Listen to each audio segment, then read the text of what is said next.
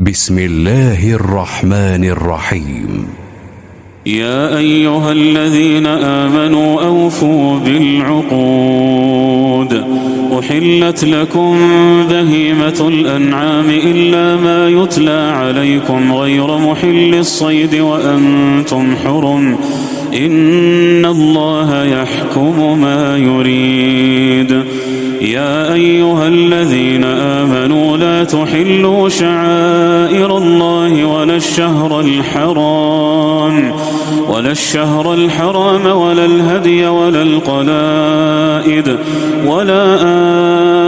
آمين البيت الحرام يبتغون فضلا من ربهم ورضوانا.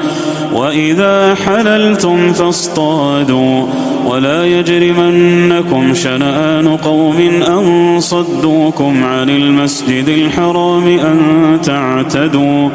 وتعاونوا على البر والتقوى ولا تعاونوا على الإثم والعدوان واتقوا الله إن الله شديد العقاب. حرمت عليكم الميتة والدم ولحم الخنزير وما أهل لغير الله به والمنخنقة والموقوذة والمتردية والنطيحة وما أكل السبع إلا ما ذكيتم وما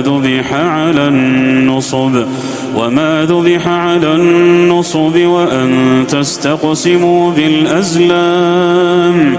ذلكم فسق. اليوم يئس الذين كفروا من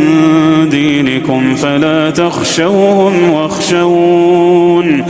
اليوم أكملت لكم دينكم وأتممت عليكم نعمتي ورضيت لكم الإسلام دينا. فمن اضطر في مخمصة غير متجانف لإثم فإن الله غفور رحيم. يسألونك ماذا أحل لهم قل أحل لكم الطيبات وما علمتم من الجوارح مكلبين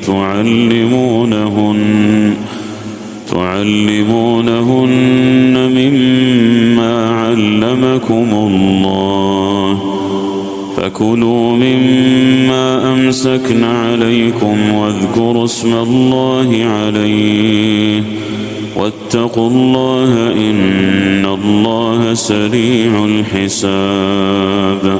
اليوم أحل لكم الطيبات وطعام الذين أوتوا الكتاب حل لكم وطعامكم حل لهم. والمحصنات من المؤمنات والمحصنات من الذين أوتوا الكتاب من قبلكم إذا آتيتموهن أجورهن محصنين غير مسافحين ولا متخذي أخدان. ومن يكفر بالإيمان فقد حبط عمله وهو في الآخرة من الخاسرين. يا أيها الذين آمنوا إذا قمتم إلى الصلاة فاغسلوا وجوهكم وأيديكم إلى المرافق وامسحوا برؤوسكم وأرجلكم إلى الكعبين وإن كنتم جنبا فاطهروا وإن كنتم مرضى أو على سفر أو جاء أحد منكم من الغائط أو لامستم النساء فلم تجدوا ماء فتيمموا صعيدا طيبا فامسحوا بوجوهكم وأيديكم منه ما يريد الله ليجعل عليكم من حرج ولكن يريد ليطهركم وليتم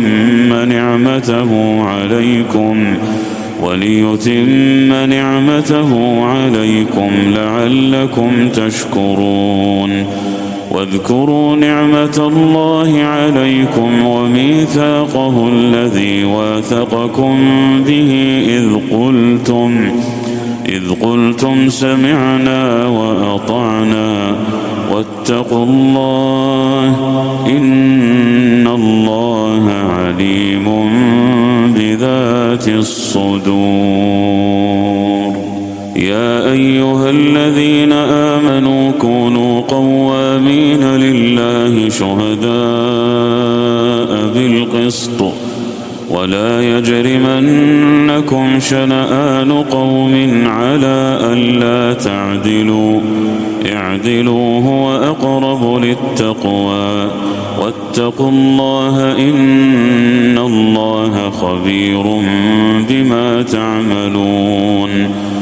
وعد الله الذين آمنوا وعملوا الصالحات لهم مغفرة وأجر عظيم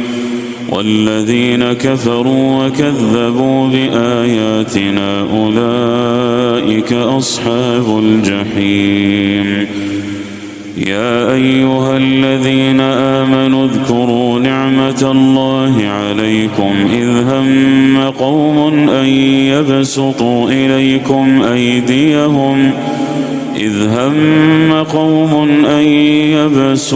إليكم أيديهم فكف أيديهم عنكم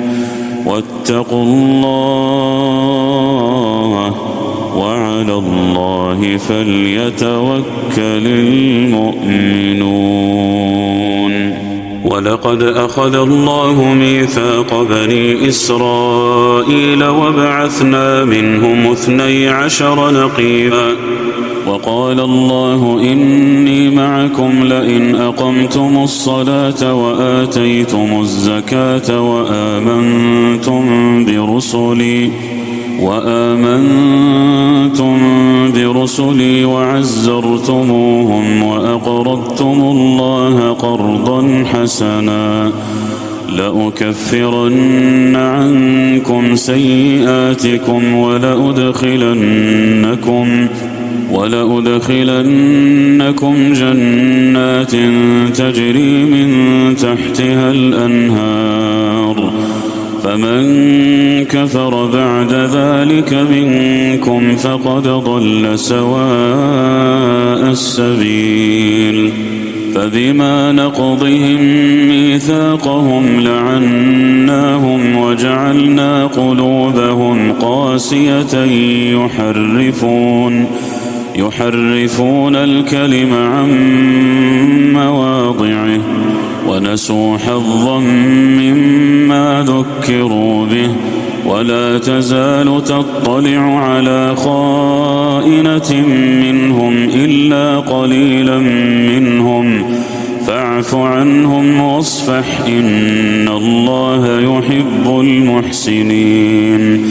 ومن الذين قالوا إنا نصارى أخذنا ميثاقهم فنسوا حظا مما ذكروا به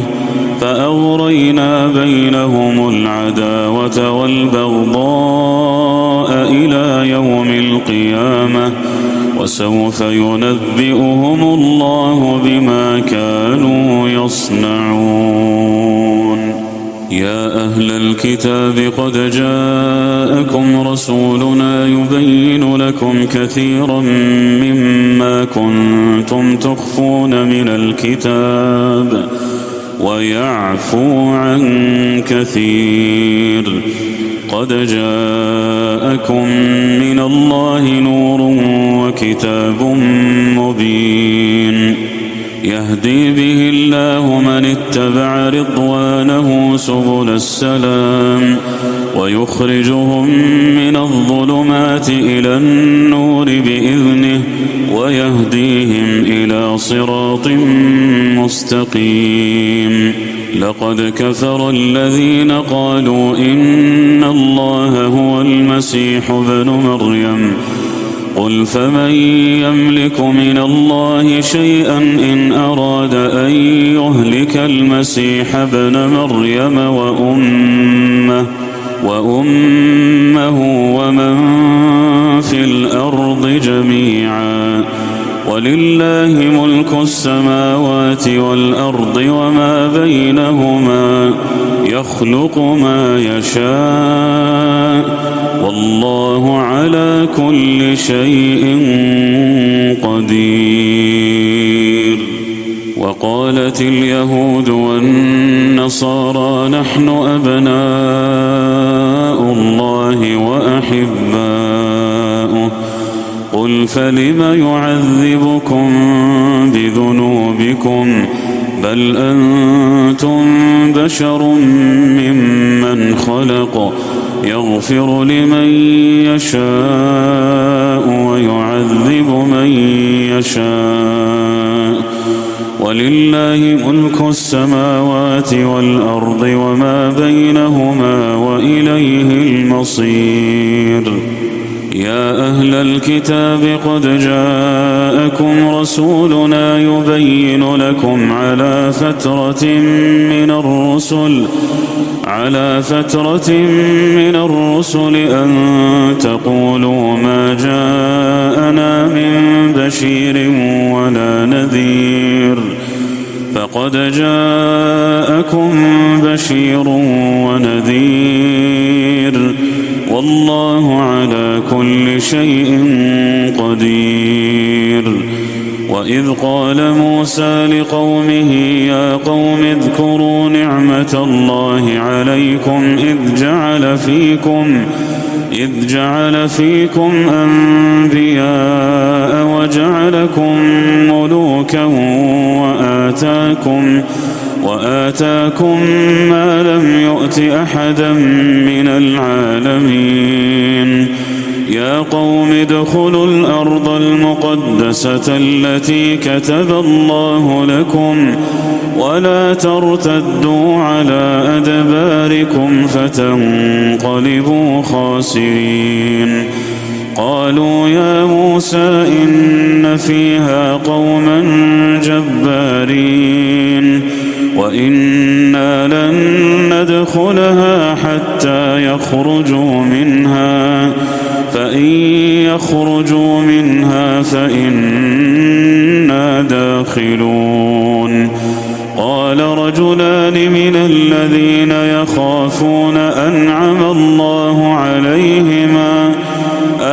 الله عليهم ادخلوا عليهم الباب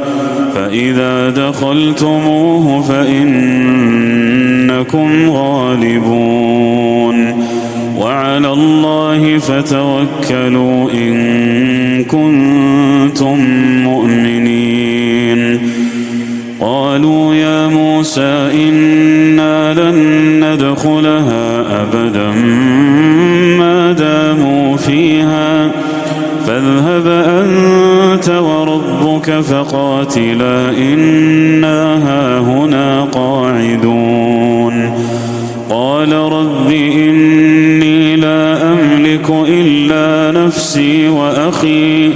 فافرق بيننا وبين القوم الفاسقين.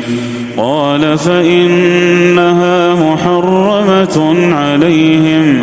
40 سنة يتيهون في الأرض فلا تأس على القوم الفاسقين. واتل عليهم نبأ ابني آدم بالحق إذ قربا قربانا فتقبل من أحدهما ولم يتقبل من الآخر قال إنما يتقبل الله من المتقين لئن بسطت إلي يدك لتقتلني ما أنا بباسط يدي إليك لأقتلك إني أخاف الله رب العالمين إني أريد أن تبوء بإثمي وإثمك فتكون من أصحاب النار وذلك جزاء الظالمين فطوعت له نفسه قتل أخيه فقتله فأصبح من الخاسرين فبعث الله غرابا يبحث في الأرض ليريه كيف يواري سوءة أخيه قال يا ويلتى أعجزت أن أكون مثل هذا الغراب فأواري سوءة أخي فأصبح من النادمين من أجل ذلك كتبنا على بني إسرائيل أنه من قتل نفسا بغير نفس أو فساد في الأرض فكأنما قتل الناس جميعا ومن أحياها فكأنما أحيا الناس جميعا ولقد جاءتهم رسلنا بالبينات ثم إن كثيرا منهم بعد ذلك في الأرض لمسرفون إنما جزاء الذين يحاربون الله ورسوله ويسعون في الأرض فسادا أن يقتلوا أو يصلبوا أو تقطع أيديهم وأرجلهم من خلاف أو ينفوا من الأرض ذلك لهم خزي في الدنيا ولهم في الآخرة عذاب عظيم إلا الذين تابوا من قبل أن تقدروا عليهم فاعلموا أن الله غفور رحيم يا أيها الذين آمنوا اتقوا الله وابتغوا إليه الوسيلة وجاهدوا في سبيله لعلكم تفلحون إن الذين كفروا لو أن لهم ما في الأرض جميعا ومثله معه ليفتدوا به من عذاب يوم القيامة ما تقبل منهم ولهم عذاب أليم يريدون أن يخرجوا من النار وما هم بخارجين منها ولهم عذاب مقيم والسارق والسارقة فاقطعوا أيديهما جزاء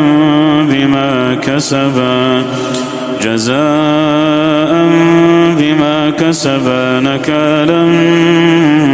من الله والله عزيز حكيم فمن تاب من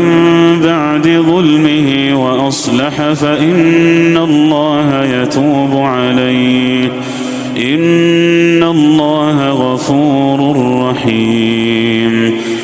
ألم تعلم أن الله له ملك السماوات والأرض يعذب من يشاء ويغفر لمن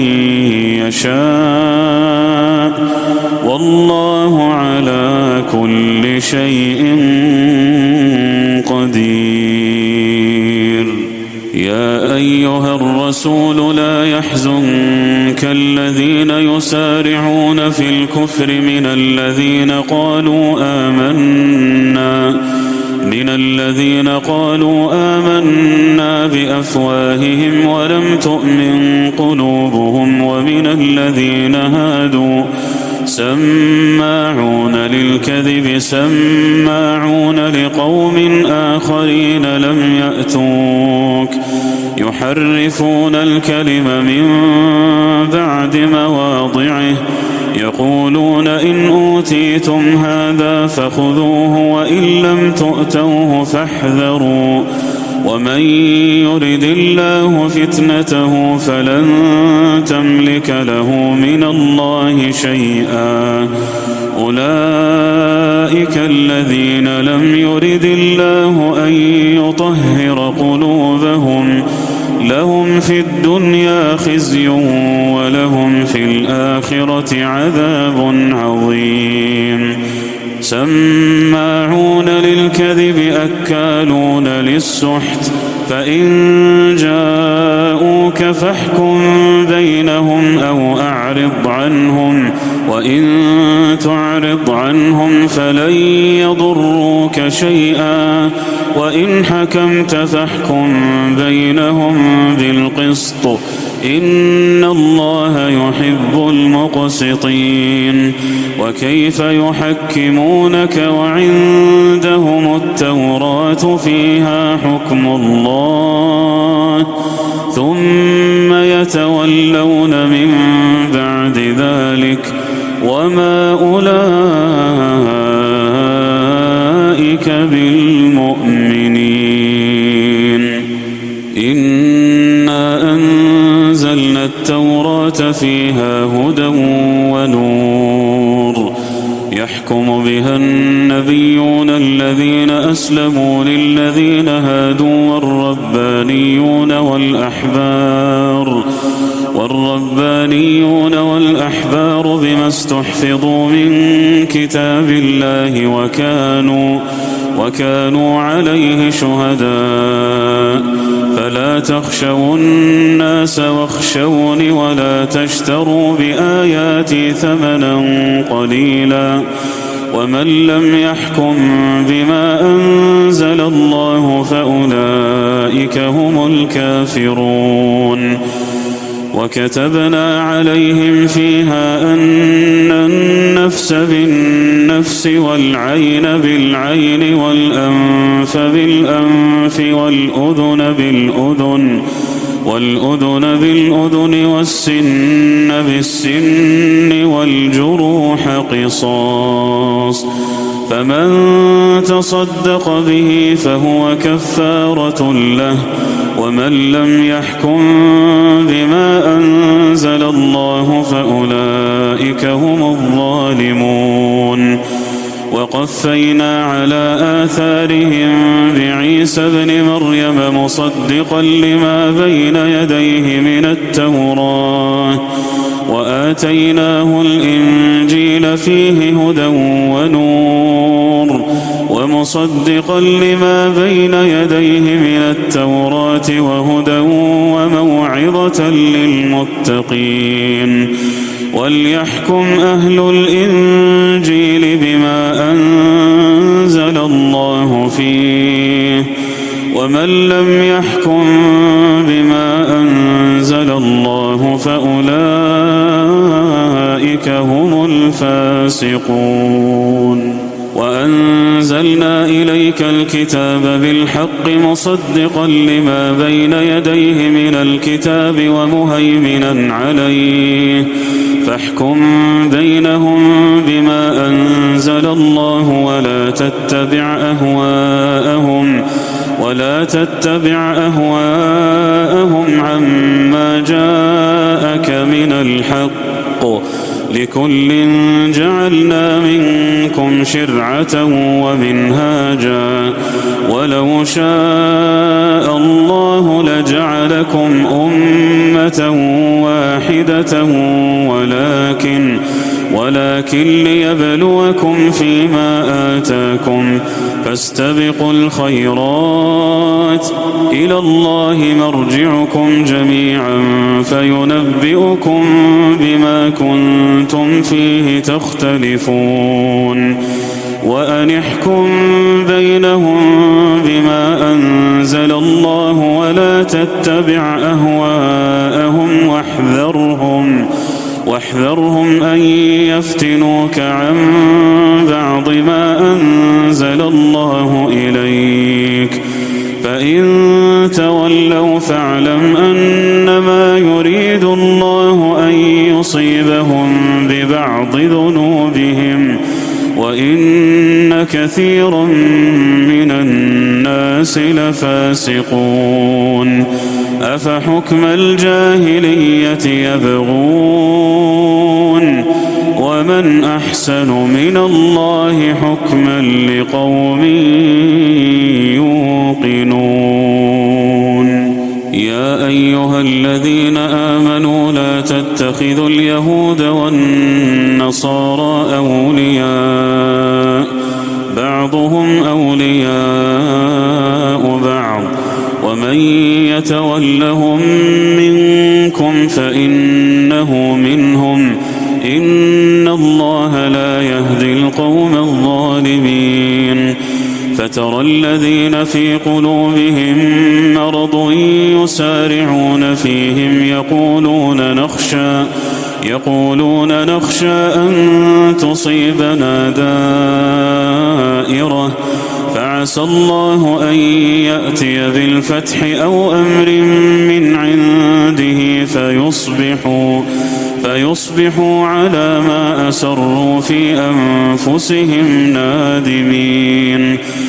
ويقول الذين آمنوا أهؤلاء الذين أقسموا بالله جهد أيمانهم إنهم لمعكم حبطت أعمالهم فأصبحوا خاسرين يا أيها الذين آمنوا من يرتد منكم عن دينه فسوف يأتي الله بقوم يحبهم ويحبونه أذلة على المؤمنين أعزة على الكافرين يجاهدون في سبيل الله ولا يخافون لومة لائم ذلك فضل الله يؤتيه من يشاء والله واسع عليم إنما وليكم الله ورسوله والذين آمنوا الذين يقيمون الصلاة ويؤتون الزكاة وهم راكعون ومن يتول الله ورسوله والذين آمنوا فإن حزب الله هم الغالبون يا أيها الذين آمنوا لا تتخذوا الذين اتخذوا دينكم هزوا ولعبا من الذين أوتوا الكتاب من قبلكم والكفار أولياء واتقوا الله إن كنتم مؤمنين وإذا ناديتم إلى الصلاة اتخذوها هزوا ولعبا ذلك بأنهم قوم لا يعقلون قل يا أهل الكتاب هل تنقمون منا إلا أن آمنا بالله وما أنزل إلينا وما أنزل من قبل وأن أكثركم فاسقون قل هل أنبئكم بشر من ذلك مثوبة عند الله من ومن لعنه الله وغضب عليه وجعل منهم القردة والخنازير وعبد الطاغوت أولئك شر مكانا وأضل عن سواء السبيل وإذا جاءوكم قالوا آمنا وقد دخلوا بالكفر وهم قد خرجوا به والله أعلم بما كانوا يكتمون وترى كثيرا منهم يسارعون في الإثم والعدوان وأكلهم السحت لبئس ما كانوا يعملون لولا ينهاهم الربانيون والأحبار عن قولهم الإثم وأكلهم السحت لبئس ما كانوا يصنعون وقالت اليهود يد الله مغلولة غلت أيديهم ولعنوا بما قالوا بل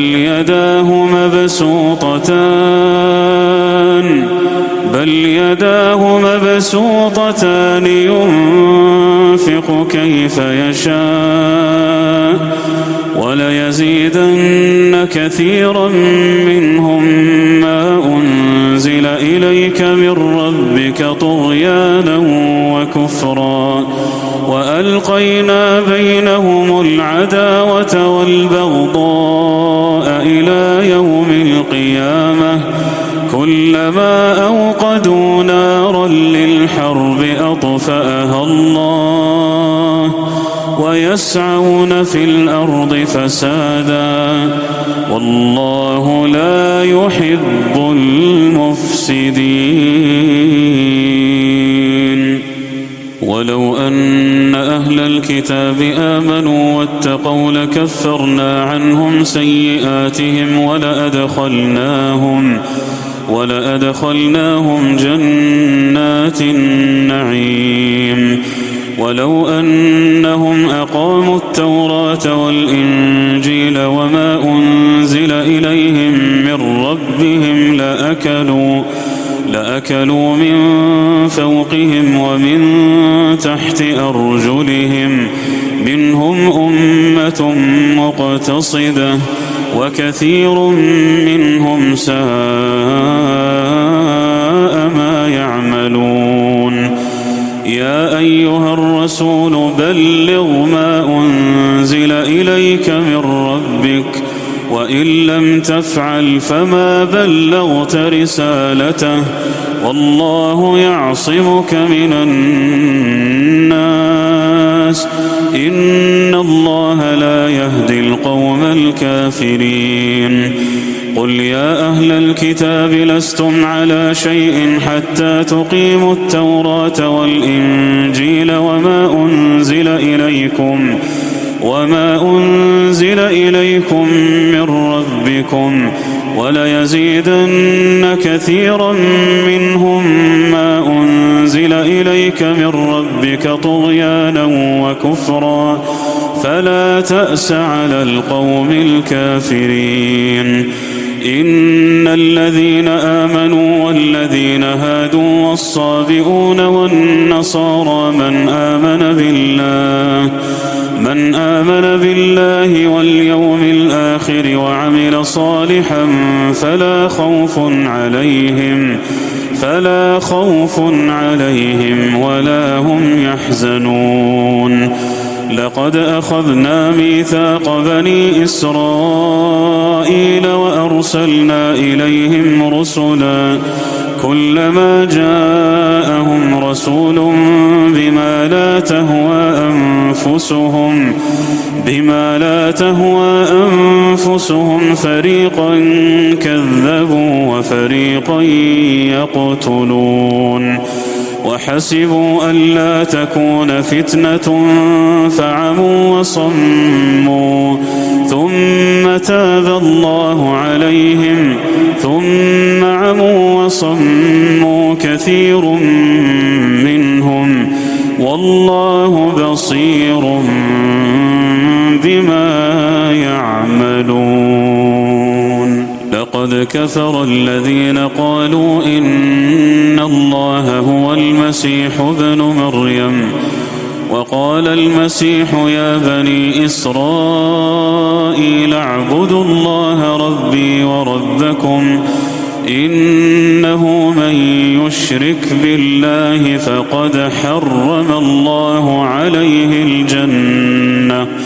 فقد حرم الله عليه الجنة ومأواه النار وما للظالمين من أنصار لقد كفر الذين قالوا إن الله ثالث ثلاثة وما من إله إلا إله واحد وإن لم ينتهوا عما يقولون ليمسن الذين كفروا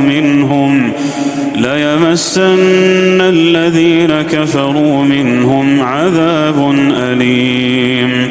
أفلا يتوبون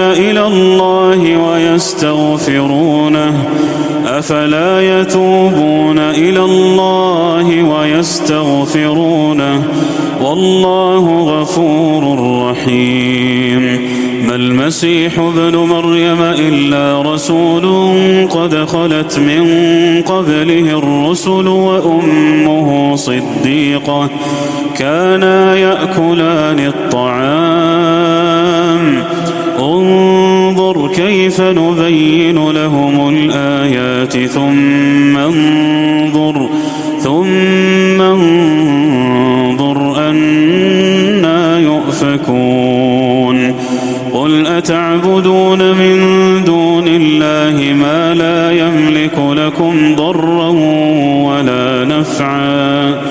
والله هو السميع العليم قل يا أهل الكتاب لا تغلوا في دينكم غير الحق ولا تتبعوا أهواء قوم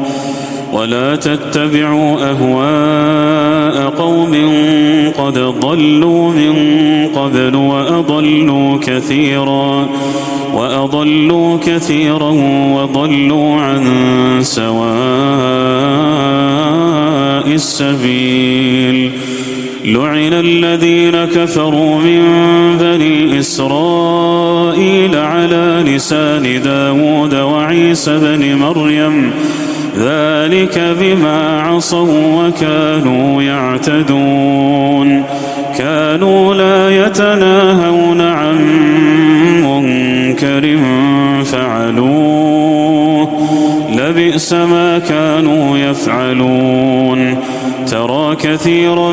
منهم يتولون الذين كفروا لبئس ما قدمت لهم أنفسهم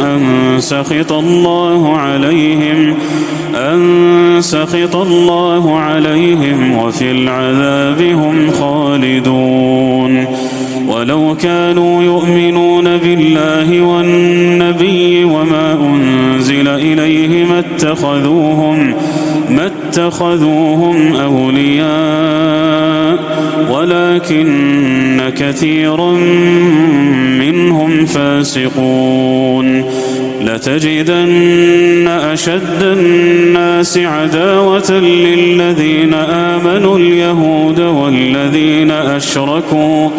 ولتجدن أقربهم مودة للذين آمنوا الذين قالوا إنا نصارى ذلك بأن منهم قسيسين ورهبانا وأنهم لا يستكبرون وإذا سمعوا ما أنزل إلى الرسول ترى أعينهم تفيض من الدمع مما عرفوا من الحق يقولون ربنا آمنا فاكتبنا مع الشاهدين وما لنا لا نؤمن بالله وما جاءنا من الحق ونطمع أن يدخلنا ربنا مع القوم القوم الصالحين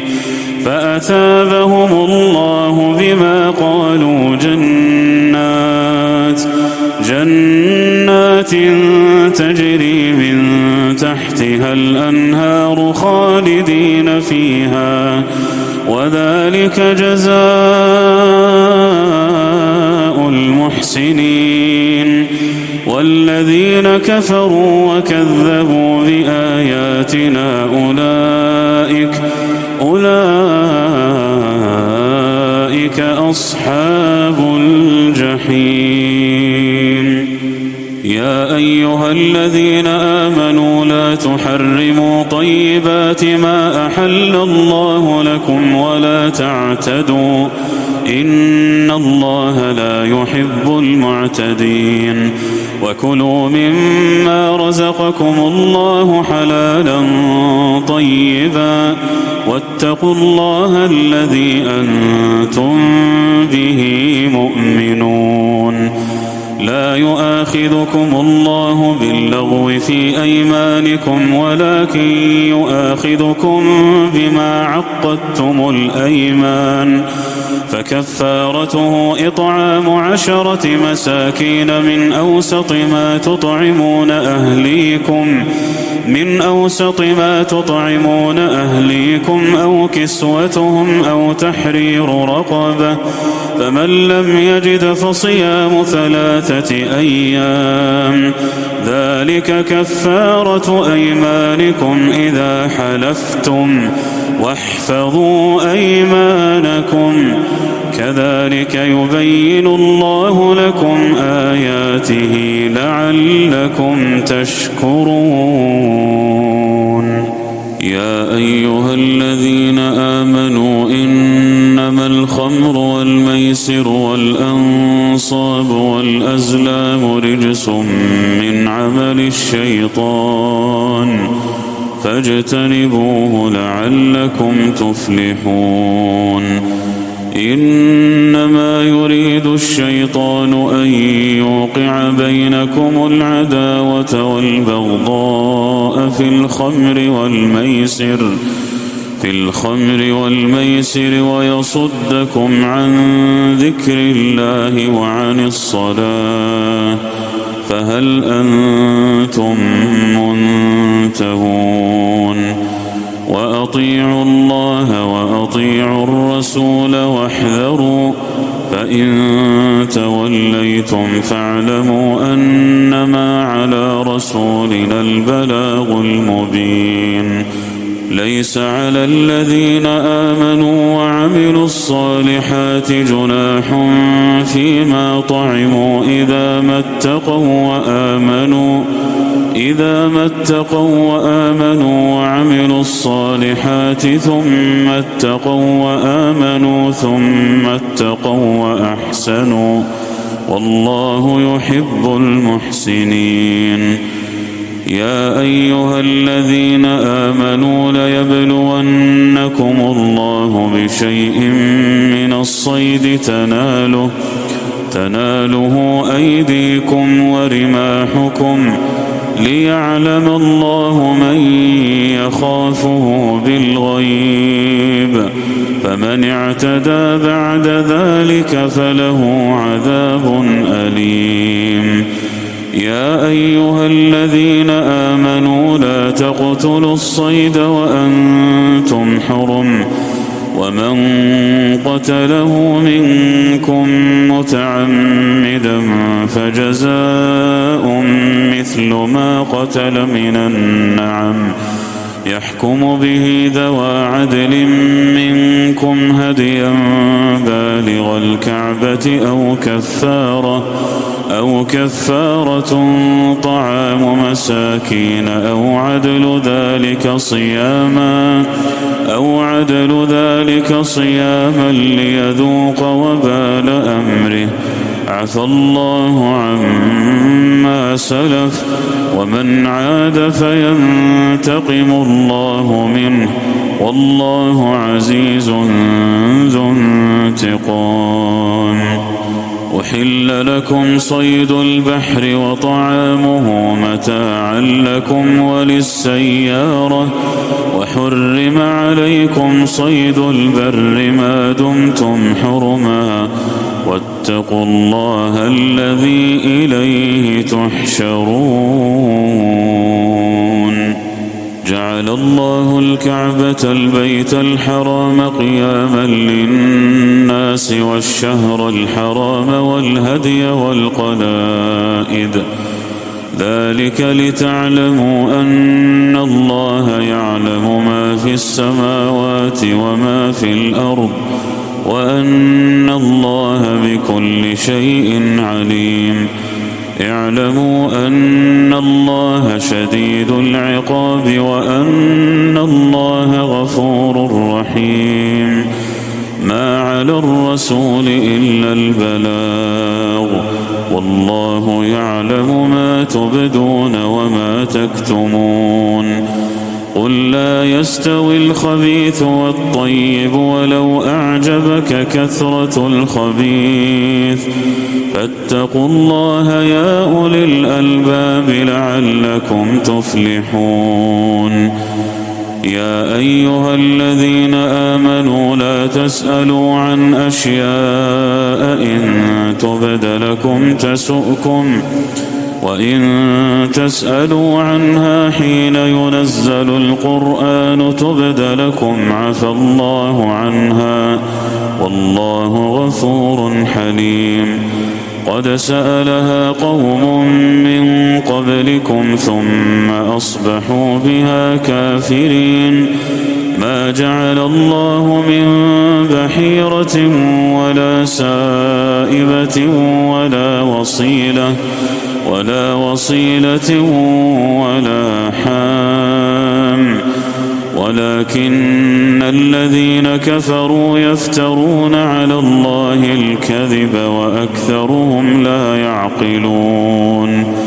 وإذا قيل لهم تعالوا إلى ما أنزل الله وإلى الرسول قالوا حسبنا ما وجدنا عليه آباءنا أولو كان آباؤهم لا يعلمون شيئا ولا يهتدون. يا أيها الذين آمنوا عليكم أنفسكم لا يضركم من ضل إذا اهتديتم إلى الله مرجعكم جميعا فينبئكم بما كنتم تعملون.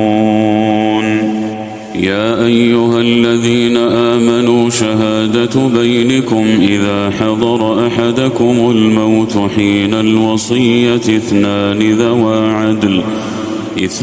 ذوى عدل منكم أو آخران من غيركم إن أنتم ضربتم في الأرض فأصابتكم مصيبة الموت تحبسونهما من بعد الصلاة فيقسمان بالله إن ارتبتم لا نشتري به ثمنا ولو كان ذا قربى ولا نكتم شهادة الله إنا إذا لمن الآثمين. فإن عثر على أنهما استحقا إثما فآخران يقومان مقامهما من الذين استحق عليهم الأوليان فيقسمان بالله لشهادتنا أحق من شهادتهما وما اعتدينا إنا إذا لمن الظالمين. ذلك أدنى أن يأتوا بالشهادة على وجهها أو يخافوا أن ترد أيمان بعد أيمانهم واتقوا الله واسمعوا والله لا يهدي القوم الفاسقين يوم يجمع الله الرسل فيقول ماذا أجبتم قالوا لا علم لنا إنك أنت علام الغيوب إذ قال الله يا عيسى ابن مريم اذكر نعمتي عليك وعلى والدتك إذ أيدتك بروح القدس تكلم الناس في المهد وكهلا وإذ علمتك الكتاب والحكمة والتوراة والإنجيل وإذ تخلق من الطين كهيئة الطير بإذني فتنفخ فيها فتكون طيرا بإذني وتبرئ الأكمه والأبرص بإذني وإذ تخرج الموتى بإذني وإذ كففت بني إسرائيل عنك إذ جئتهم بالبينات فقال الذين كفروا منهم إن هذا إلا سحر مبين وإذ أوحيت إلى الحواريين أن آمنوا بي وبرسولي قالوا آمنا واشهد بأننا مسلمون إذ قال الحواريون يا عيسى ابن مريم هل يستطيع ربك أن ينزل علينا مائدة من السماء قال اتقوا الله إن كنتم مؤمنين قالوا نريد أن نأكل منها وتطمئن قلوبنا ونعلم أن قد صدقتنا ونكون عليها من الشاهدين قال عيسى ابن مريم اللهم ربنا أنزل علينا مائدة من السماء تكون لنا عيدا لأولنا وآخرنا وآية منك وارزقنا وأنت خير الرازقين قال الله إني منزلها عليكم فمن يكفر بعد منكم فإني أعذبه عذابا لا أعذبه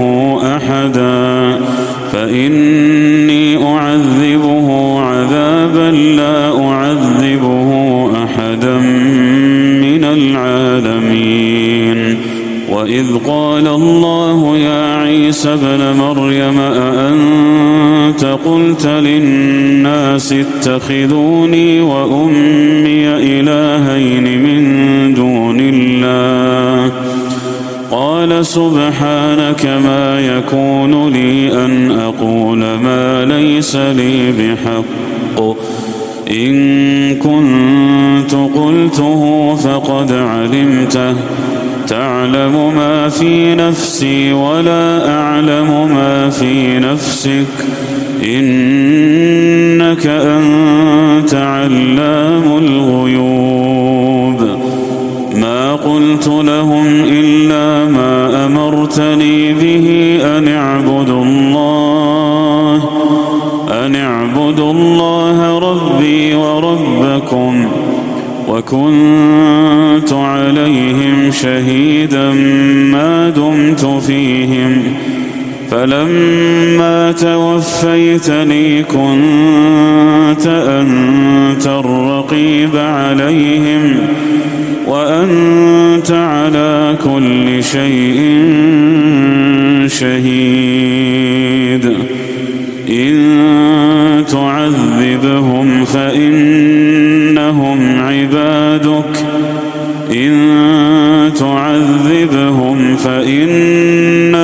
عبادك وإن تغفر لهم فإنك أنت العزيز الحكيم قال الله هذا يوم ينفع الصادقين صدقهم لهم جنات تجري من تحتها الأنهار خالدين فيها أبدا رضي الله عنهم ورضوا عنه ذلك الفوز العظيم لله ملك السماوات والأرض وما فيهن وهو على كل شيء